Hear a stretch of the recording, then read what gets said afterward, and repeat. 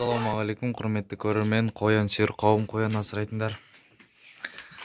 Маған біреу жазыпты, қояндарымды мамалар жеп қоя береді деп. Соның себебін айтайын деп отырмын. Қояндарды туған кезде мынандай әкелерін бөліп тастау керек. Немесе артық еркектер болса, соның бәрін бөліп тастау керек. Только анасымен баласын қалдыру керек. Мына екі қоян бар бізде, екі ұрғашы. Бұлар туған болатын.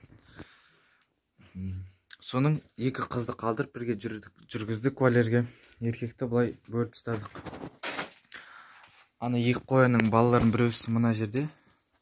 Міне өсіп қалды, бір ай болды бұларға. Осы жерде жартысы. Ал жартысы сүт еметіндер әлі мына жерде жүр. Бұлар мұнанкі. Ал анау қоянымыз тағы да көжектеді. Бұларға уже 2 күн болды. Міне көріп отқандарыңыздай. Бұл екі қоян бауырмашыл бір-біріне балаларын жемейді, қызғанбайды. Сол өліп атқан себебі еркек қоянды туған кезде бөліп тастау керек. Бұлар еркек қояндан қызғанып жеп қояды. Міне көріп отқандарыңыздай.